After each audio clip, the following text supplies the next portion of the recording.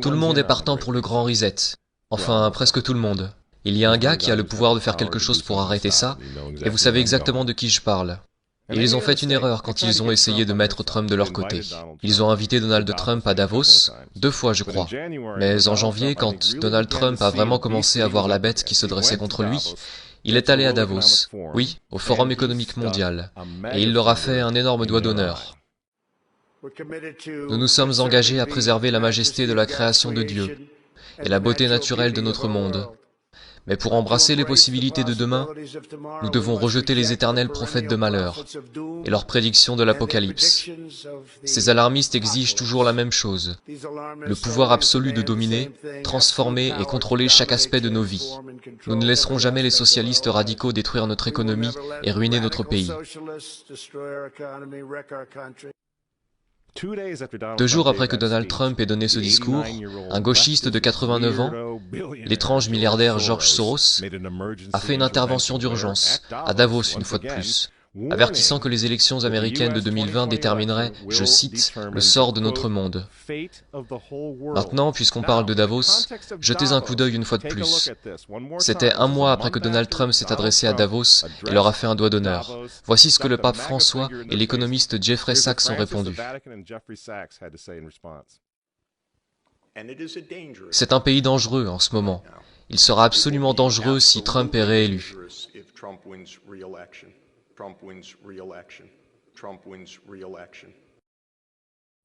François a invité ce type au synode sur l'Amazonie en tant qu'invité d'honneur et conseiller.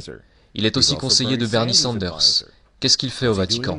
Pourquoi ce type qui est un promoteur, pour le socialiste pur et dur Bernie Sanders, se retrouve en tant que conseiller pour le pape? Pourquoi a-t-il ces accès au Vatican? Jeffrey Sachs soutient l'avortement et la contraception, mais ce n'est pas un problème pour le Vatican. Pour le Vatican, pour le pape François et pour ses amis à l'ONU, c'est évidemment Donald Trump le problème. Je considère clairement l'administration Trump comme un danger pour le monde, mais tel que je le vois, comme un phénomène purement temporaire, qui disparaîtra en 2020.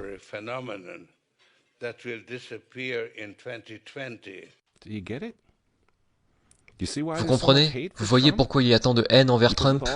Parce que malgré tous ses défauts, il est capitaliste, il n'est pas mondialiste. Il ne sera jamais l'un d'entre eux. C'est pourquoi il a retiré les États-Unis de l'accord de Paris sur le climat. Donald Trump a retiré les États-Unis de l'Organisation mondiale de la santé, l'entreprise de Bill Gates. Et maintenant, il menace de retirer les États-Unis de l'Organisation mondiale du commerce.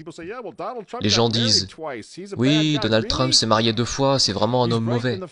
Mais il est en train de tenir tête à des démons. Personne n'a dit qu'il était saint.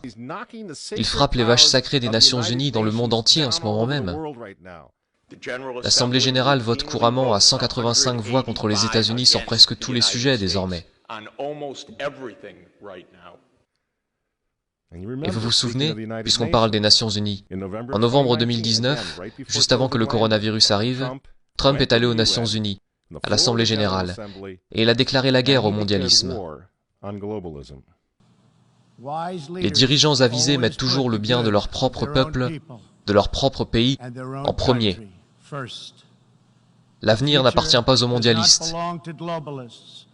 L'avenir appartient aux patriotes.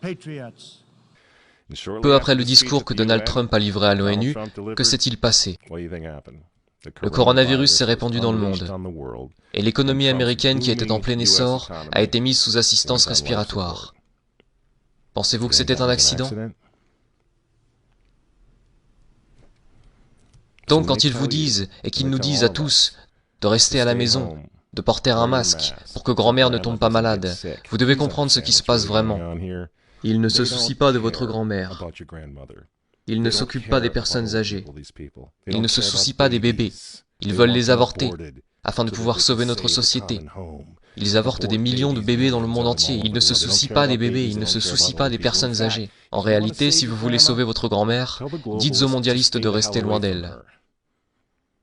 Vous vous souvenez comment certains d'entre eux, comme Cuomo ou d'autres du même genre, ont renvoyé des patients atteints du coronavirus dans les maisons de retraite? Voilà à quel point ils se soucient de votre grand-mère. Et le but du jeu est maintenant de mettre l'économie des États-Unis à genoux, la réduire à néant, pour que tout le monde réclame le grand reset.